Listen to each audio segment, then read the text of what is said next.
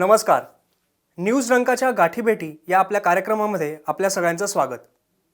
आज आपल्या भेटीला आलेले आहेत अखिल भारतीय ब्राह्मण महासंघाचे संस्थापक आणि अध्यक्ष श्रीयुत गोविंद कुलकर्णीजी. श्रीयुत गोविंद कुलकर्णी हे गेली 15 वर्ष या महासंघाचं काम बघतायत, अध्यक्षपदी आहेत. नमस्कार गोविंदजी, न्यूज रंकामध्ये आपलं स्वागत आहे. मला सांगा की तुम्हाला ब्राह्मण महासंघ उभारावा अशी कल्पना का सुचली, म्हणजे नक्की यामागचं कारण काय आहे? खरं तर या देशामध्ये ब्राह्मण समाज नेहमी या देशाच्या शेवटच्या घटकाच्या हिताच्या चिंतन करणारा समाज आहे. म्हणून स्वातंत्र्य प्राप्तीच्या नंतरच्या कालखंडामध्ये ब्राह्मणांच्या अशा संघटना बनलेल्या नव्हत्या. पण 2004-2000च्या नंतरच्या कालखंडामध्ये दोन घटना प्रामुख्याने घडले.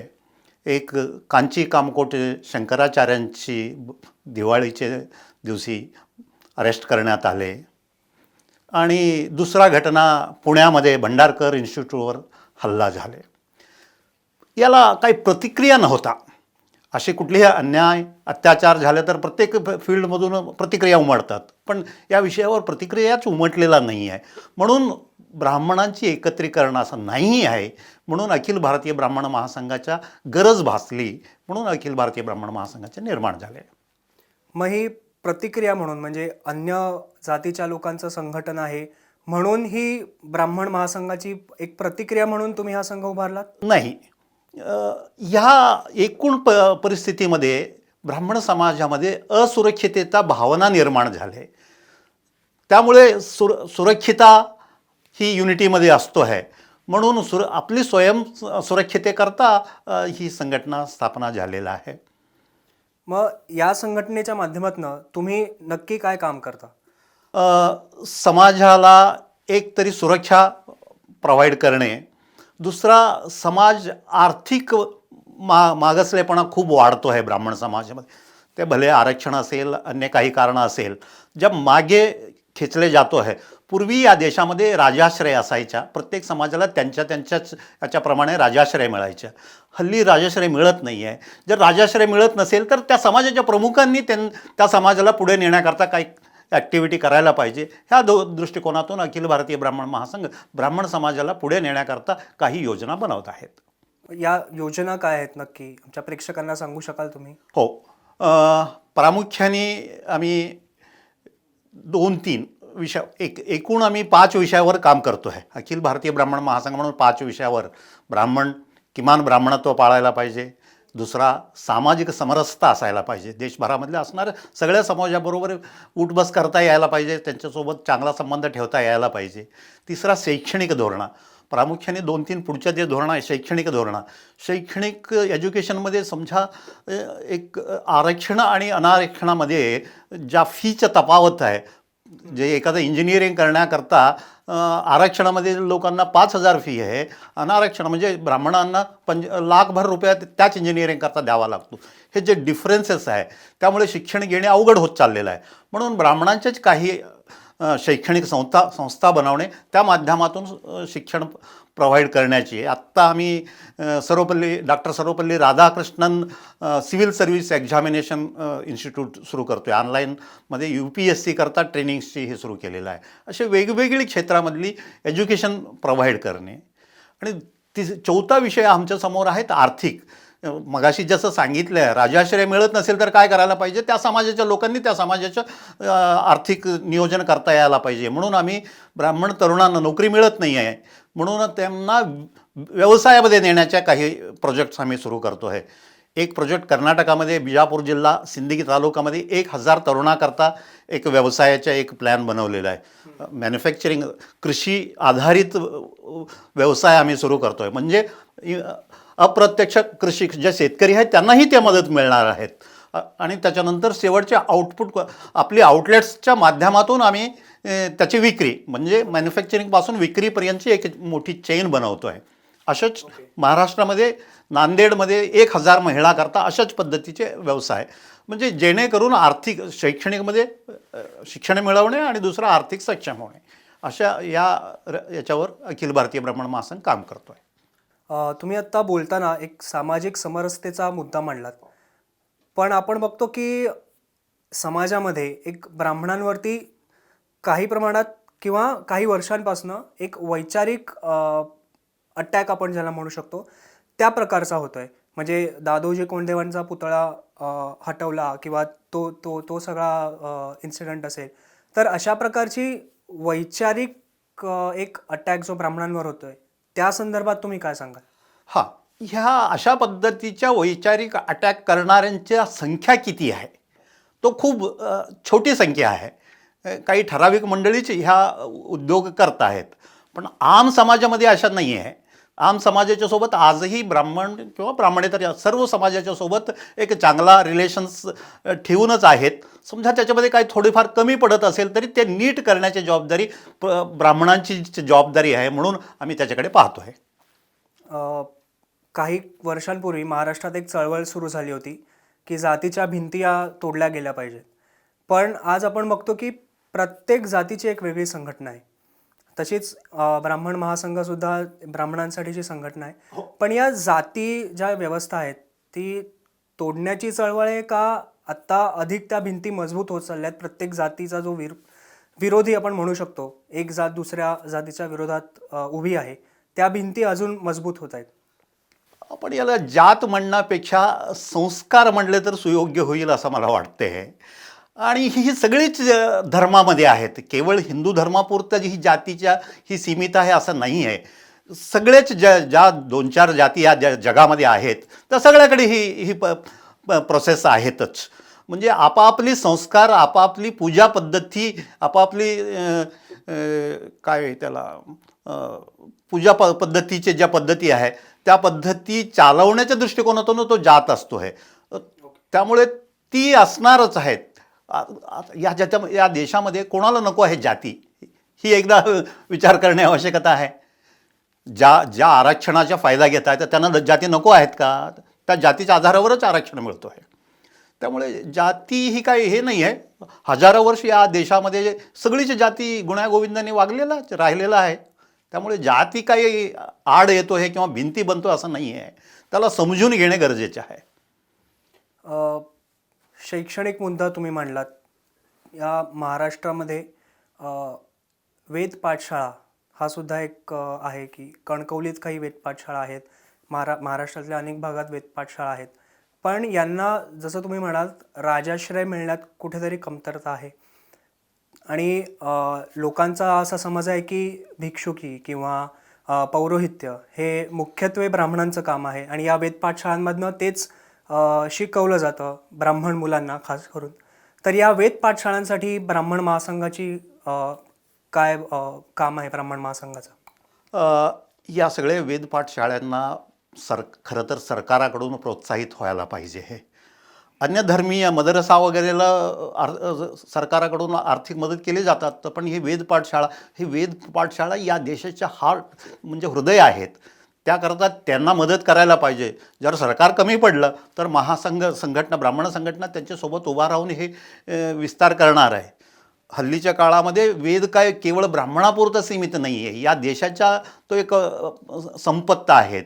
त्यामुळे तो आज सगळ्यांकरता ओपन आहे. ज्या कोणाला वेद शिकायची इच्छा असेल तर कोणाला इच्छा आहे ते शिकू शकता. तर त्या सगळ्याकरता ओपन केलेलं आहे. अनेक ठिकाणी त्या संदर्भात त्या पद्धतीची वेद पाठशाळामध्ये सगळ्यांना शिकवले जात आहेत. त्यामुळे सगळ्यांनी शिकावं वेद आणि सगळ्यांनी ब्राह्मणत्व स्वीकारावं. संघटनेच्या नावामध्येच ब्राह्मण हा शब्द आहे. असे अनेक सगळे नाही म्हणणार मी, पण काही असे सामाजिक घटक आहेत ज्यांना या शब्दाशी म्हणतात एक की या शब्दाच्या विरोधात आहेत ते. तर ब्राह्मण महासंघ हा केवळ ब्राह्मणांनाच मदत करतो का इतरही लोकांना, इतरही समाजातल्या घटकांसाठी कार्य करतो? ब्राह्मण समाजाच्या या देशामध्ये ब्राह्मण समाजाच्या शेवटच्या घटकाच्या हितचिंतन करणे ब्राह्मणांचे कर्तव्य आहे. आमच्या पूर्वजांनी या देशामध्ये जे केलेलं आहे तोच ब्राह्मण संघटना पुढे चालवणार आहेत. अगदी गरजू असणाऱ्या आमची ही जे प्रोजेक्ट्स आहेत, ज्या एंटरप्रेन्योर्स डेव्हलपमेंट वगैरे याच्यामध्ये जे आम्ही काम करतो याच्यामध्ये आम्ही सगळ्यांना समाविष्ट करतो आहे. केवळ ब्राह्मणाकरता नव्हे, सगळ्यांना आम्ही समाविष्ट करून त्या प्रत्येकांना तिथं आम्ही प्रोव्हाइड करतो आहे. याच पुढं जाऊन सांगायचे झाले तर आम्ही कोल्हापूर जिल्ह्यामध्ये एक गाव दत्तक घेतलेलं आहे. देशाच्या पंतप्रधान नरेंद्र मोदीजींनी सांगितलं आहे या देशामध्ये 6,35,000 खेडी आहे. ह्या देश खेड्यामध्ये बसलेला आहे. त्यामुळे हे खेडे सुधारायला पाहिजे, स्मार्ट व्हिलेज व्हायला पाहिजे म्हणून त्यांनी प्रत्येक खासदारांना एक गाव दत्तक घ्यायला सांगितलं. त्यावेळेला स्वयंस्फूर्तीने हे आम्ही NGO म्हणून आम्ही एक गाव दत्तक घेतले आहे. एक स्मार्ट कोल्हापूर जिल्ह्यामधले राधानगरी तालुक्यातल्या पुहगाव म्हणून एक गाव आम्ही दत्तक घेऊन आदर्श गाव बनवण्याचा प्रयत्न केलेले, कामं केलेलं आहे. केवळ खासदारांच्या माध्यमातून तो होणे शक्य नाही आहे. असे हजारो लाखो NGOज आहेत, त्या सगळ्यांनी पुढे भरून येऊन किंवा आपली जे मोठी कॉर्पोरेट कंपनीज आहे त्याही पुढे येऊन अखिल भारतीय ब्राह्मण महासंघाच्या शेवटचे उद्देश या देशाला सक्षम बनवण्याची उद्देश असल्याकारणाने या सगळ्या क्षेत्रामध्ये महासंघ काम करत असतो आहे. मध्ये महासंघाचं एक शिष्टमंडळ, ब्राह्मण महासंघाचं एक शिष्टमंडळ कर्नाटकचे जे आत्ता नवनिर्वाचित मुख्यमंत्री आहेत त्यांना जाऊन भेटलं होतं. तर असे अजून काही पुढचा प्लॅन आहे तुमचा इतर राज्यात जाऊन मुख्यमंत्र्यांना भेटण्याचा? हो, देशभरामधल्या सगळ्याच राज्याच्या मुख्यमंत्र्यांना महासंघाच्या पदाधिकारी भेटणार आहोत. खरं तर मी मगाशी 4 विषय सांगितलं, 5वा विषय सांगणे राहिलेला आहे राजकीय विषय. राजकीयमध्ये सुद्धा ब्राह्मणांनी असायला पाहिजे. ब्राह्मणांचे एक समज आहे, तर राजकारण अत्यंत गचाळ झालेला व्यवस्था आहे, तिथं ब्राह्मणांचे काम नाही. या देशामध्ये ज्या ज्या व्यवस्था बिघडलेला आहे, गचाळ झालेला आहे, त्याला नीट करण्याची जबाबदारी ब्राह्मणांची आहे असं आम्ही मानतो आहे. त्यामुळे त्याही क्षेत्रामध्ये जाऊन त्यालाही नीटनेटके करून एक चांगला राजकीय व्यवस्था देण्याचेही प्रयत्न महासंघ करणार आहेत. या दृष्टिकोनातून समाजाला लागणाऱ्या ज्या अन्यान्य विषय आहे, मगाशी आपण जे विचारलं कर्नाटकाच्या मुख्यमंत्रींना ज्या भेटण्याचे विषय आहे, आम्ही कर्नाटकच्या मुख्यमंत्रींना आम्ही उद्योग विकासाच्या जे कामं आहेत त्यांच्यासमोर मांडणी केली आहे. त्याकरता सरकार म्हणून आम्ही आमच्या बाजूने पूर्ण तयारी केलेलं आहे. सरकारच्या बाजूने काही मदत मिळते का या विषयावर त्यांच्यासमोर आम्ही ह्या विषयाची मांडणी केली. ते अत्यंत मोठ्या मनाने ते सांगितलं, तुमच्या एकूण या प्रकल्पामध्ये जिथं जिथं आमची मदत लागेल सरकार म्हणून आम्ही तुमच्या पाठीशी आहे, अशा कर्नाटकाच्या मुख्यमंत्री श्री बोम्माईजींनी सांगितलेलं आहे. तुमचा विस्तार एकूण 16 राज्यांमध्ये आहे या ब्राह्मण महासंघाचा. याच्या पुढची वाटचाल काय असेल तुमची? अखिल भारतीय ब्राह्मण महासंघाच्या एकूण काम 20 राज्यामध्ये पोहोचलेलं आहे. 20 राज्यामध्ये पोहोचलेलं आहे. सगळ्याच राज्यामध्ये याच प्रकारच्या आमची जे 5 धोरणं आहे, 5 धोरणाबरोबर ब्राह्मणांची आम्ही ज्या राजकीय व्यवस्थेमध्ये आहेत, पूर्वी राजा असायचे मगाशी सांगितलं तसं, आत्ता आपण लोकशाही राज्यव्यवस्थामध्ये आपण राहतो आहे. लोकशाही राज्यव्यवस्थामध्ये व्होट बँकला फार महत्त्व आहे. म्हणून ब्राह्मणांची एक व्होट बँक असेल या पद्धतीच्या सभासद नोंदणी येणाऱ्या काळामध्ये आम्ही आता 1 कोटीच्या सभासद नोंदणीकडे चाललो आहे. देशामध्ये जवळपास 13.5 कोटी ब्राह्मणांची लोकसंख्या आहे. सगळ्यांना एक छताखाली आणण्याचे एक प्रयास आहे. भारताच्या बाहेरही ब्राह्मण मोठ्या संख्येने आहेत, तर त्या ब्राह्मणांना एकजूट करण्यासाठी तुम्ही काय करता? हो, त्याच्याकरता ग्लोबल ब्राह्मण फेडरेशन म्हणून एक आंतरराष्ट्रीय पातळीवरच्या एक संस्था कार्यरत असतो आहे. ह्याच्यामध्ये मला ही उपाध्यक्ष म्हणून माझी ही तिथं रिप्रेझेंटेशन आहे. या जगाच्या वेगवेगळ्या देशामध्ये असणारे ही सगळी चांगला आर्थिक सक्षम असणाऱ्या मंडळी आहे. त्यांच्या माध्यमातून या भारतामध्ये असणाऱ्या गरीब ब्राह्मण किंवा गरीब अन्य समाजाच्या लोकांना मदत कसं पोहोचवता येतील या दृष्टिकोनातून ग्लोबल पातळीवर सुद्धा कामं चालू आहे. तुम्ही जो प्रकल्प म्हणालात तुमचा विजापूरमध्ये चालू आहे, तो त्याबद्दल अधिक माहिती देऊ शकाल आमच्या प्रेक्षकांना? हो, विजापूर कर्नाटका राज्याच्या विजापूर जिल्हा आणि महाराष्ट्राच्या नांदेड जिल्हा अशा 2 ठिकाणी एकच वेळेला आमची 2 प्रोजेक्ट सुरू होतो आहे.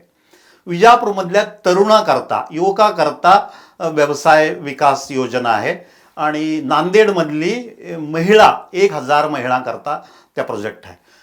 ही सगळे प्रोजेक्ट कृषी आधारित आहेत. आम्ही 1000 उद्योजक जेव्हा उभे करतो आहे त्यावेळेला 10,000 उद्योग क्रिएट होतो, एम्प्लॉयमेंट क्रिएट होत आहेत. त्याबरोबरी 1,00,000 शेतकऱ्यांना त्यांची इनडायरेक्ट बेनिफिट्स मिळत आहेत. अगदी उदाहरणं सांगायच्या झाल्या तर शेतकरी बटाटा पिकवतो आहे, कोणीतरी ते बटाटा घेतो आहे त्याची वेफर्स बनवतो आहे. शेंगदाणा पिकवतो आहे, कोणीतरी शेंगदाणा घेतो आहे त्याचे तेल बनवतो आहे. ते वेपर्स बनवणाऱ्या तेल घेतो आहे, कोणीतरी चना पिकवतो आहे, चना कोणीतरी घेतो आहे, चना डाळ बनवते, दुसरा कोणीतरी चना बेसन बनवतो आहे, तिसरा कोणीतरी त्याच्या स्वीट्स बनवतो आहे, चौथा कोणीतरी त्याची नमकीन्स बनवतो आहे. अशा पद्धतीच्या 600 प्रॉडक्ट्स आम्ही आयडेंटिफाय करून 600 मॅन्युफॅक्चरर उभे करतो आहे. त्याच्यानंतर 150 लोक ट्रान्सपोर्टेशन वगैरे या व्यवसायामध्ये उभे राहतील आणि 200 लोक त्याची आउटलेट्सच्या माध्यमातून, म्हणजे बनवलेला वस्तू विक्री करण्याकरता आउटलेट्सच्या माध्यमातून विक्री करतो. याची संकल्पना असा आहे, रिलायन्ससारखा किंवा अंबानीसारखा किंवा अडाणीसारखा एखादा उद्योजक उभा राहतोय, लाख करोड रुपयाचा व्यवसाय करतो आहे, एकच व्यक्ती लाख करोड रुपयाचा व्यवसाय करतो आहे. आम्ही त्याच्या उलट आम्ही विचार करतोय, 1,00,000 लोकांनी 1 करोड रुपयाचा व्यवसाय करायला पाहिजे. अशा पद्धतीच्या धोरणाच्या आधारावर सामान्य जनतेनं, म्हणजे देशाच्या संपत्ती समाजामध्ये वाटल्या जायला पाहिजे, या दृष्टिकोनातून या पद्धतीच्या आम्ही उद्योग उभारणी करतो आहे. याच धर्तीवर आम्ही नांदेडमध्ये महिला करता 1,000 महिला करता डेअरीमध्ये विविध गाई म्हशी पाळून त्या आल्यानंतर दूध प्रोसेसिंग करणे, त्याच्यानंतर त्याची वेगवेगळे प्रोडक्ट वेगवेगळे माणसं बनवतील. कोणीतरी वेगळी, एकाने छक्का करतील, एकाने त्याची पनीर बनवतील. अशा पद्धतीचे जवळपास 20 प्रोडक्ट्स दुधापासून होणारे आहे. त्याच दूध घेऊन एकेकांनी वेगवेगळे इंडस्ट्री उभा करून या माध्यमातून देशातील आम जनता समाज म्हणून आर्थिक सक्षम व्हायला पाहिजे, याकरता हातभार लावण्याकरता ही योजना आहे. ही आगामी 10 वर्षामध्ये 1,00,000 उद्योजक निर्मिती करण्याची एक टार्गेट घेऊन अखिल भारतीय ब्राह्मण महासंघ काम करत आहेत. मला सांगा, कोविडच्या या सगळ्या काळात अनेक संस्था पुढे आल्या, अनेक संस्थांनी मदत केली, काही वैयक्तिक मदतही बऱ्याच लोकांनी केली. तर ब्राह्मण महासंघाने कशा पद्धतीने या काळात काम केलं? ब्राह्मण महासंघाने 2-3 पद्धतींनी समाजाला मदत करण्याचं काम केलेलं आहे. एक, जे गरजू लोकांना किराणाच्या किट देणे. ह्या देशभरामध्ये एकूण जवळपास 2,00,000 किट्स, काही ठिकाणी गव्हर्नमेंट, म्हणजे कर्नाटकामध्ये ब्राह्मण वेलफेअर बोर्ड सोबत होते, अशा पद्धतीच्या गव्हर्नमेंट आणि बाकीच्या देणगीदारांच्या माध्यमातून 2,00,000 लोकांना आपण किट्स पोहोचवलेलं आहे. आणि काही ठिकाणी आम्ही जिथं राहतो आहे वगैरे त्या भागामध्ये ज्या लेबर्स आहे, ज्या गौंडीच्या वगैरे काम करणारं, त्यांना खायला काही नसायचं. आम्ही 2 महिने सातत्याने रोज 500 लोकांना जेवण देण्याचे, अशा पद्धतीचे जेवण दिले गेलेलं आहे, तयार जेवण प्रोव्हाइड करण्याची अशा पद्धतीच्या. आणि त्याच्या व्यतिरिक्त काही ठिकाणी मेडिकल किट्स देणे, असे वेगवेगळे मदत कोविडच्या काळखंडामध्ये आपण केलेलं आहे. आत्ता काहीच दिवसांपूर्वी कोकणातल्या चिपळुणात पूर आला, कोकणच्या अजूनही काही भागात पूर आला. तर कोकण ही भूमी परशुरामांसाठी प्रसिद्ध आहे. तर त्या भूमीसाठी आत्ता पूर आला, त्यात ब्राह्मण महासंघाने काही काम केलं आहे? हो, ह्या ज्या पूर स्थितीमध्ये महासंघाकडून वेगवेगळ्या जिल्ह्याकडून वेगवेगळे प्रकारच्या मदत पोहोचवण्यात आलेला आहे. स्वतंत्रपणे प्रत्येक, अगदी पालघर असेल, ठाणे जिल्हा असेल, सोलापूर, कोल्हापूर, अशा पद्धतीने पुणे, प्रत्येक जिल्ह्यातून वेगवेगळे टीम्स, काहींनी किराणा दिले, काहींनी मेडिकल किट्स दिले, काहींनी कपडे, कारण तिथली सगळे कपडेसहित सगळे वाहून गेले होते. त्यांना लागणाऱ्या बेड्स, चादर्स, सोलापूरच्या टीमनी त्यांना लागणाऱ्या चादर्स वगैरे सगळे आणून दिले. अशा पद्धतीच्या कुटुंब उभे करण्याकरता लागणाऱ्या सगळ्या प्रकारच्या मटेरियल्स त्यांना दिले गेले. त्यासोबत त्यांना एक धीर पण दिले गेलेलं आहे. अशा पद्धतीच्या मदत महासंघ सर्वच ठिकाणी नेहमी करत असतो आहे. अगदी शेवटचा प्रश्न, तुम्ही म्हणताय की ब्राह्मणांना राजकीय प्रतिनिधित्व मिळावं किंवा खासदार व्हावे, आमदार व्हावे, तर प्रत्येक समाजाची ही आत्ता चाललेली एक चळवळ म्हणू शकतो आपण की प्रत्येक समाजाला प्रतिनिधित्व हवं आहे. तर मग आरक्षण कशासाठी आहे? आरक्षण ही खरंच आरक्षणाच्या, डॉक्टर बाबासाहेब आंबेडकरांनी बनवलेला आरक्षणाचा मुद्दा ज्या मधली काळामध्ये असणारा अस्पृश्यता निवारणाकरता होता, आर्थिक सक्षमीकरणाकरता आरक्षण नव्हताच. आज अस्पृश्य निवारण झालेलं आहे. खरं अर्थाने आज आरक्षणाची आवश्यकता नाही आहे. सरकार याचा पुनर्विचार करण्याची आवश्यकता आहे. धन्यवाद गोविंदजी, तुम्ही न्यूज डंकामध्ये आलात आणि सगळ्या प्रश्नांची अगदी मनमोकळेपणाने उत्तरं दिलीत आणि ब्राह्मण महासंघाचं काय काम आहे, कशा पद्धतीने भारताच्या बाहेरही त्यांचं काम कसं चाललं आहे, भारतात कशा पद्धतीने चालू आहे, 20 राज्यांमध्ये एकूण विस्तार आहे तुमचा आणि पुढेही तुमची वाटचाल कशी होणार त्याबद्दल सांगितलं. न्यूज डंकाकडनं तुम्हाला शुभेच्छा. धन्यवाद.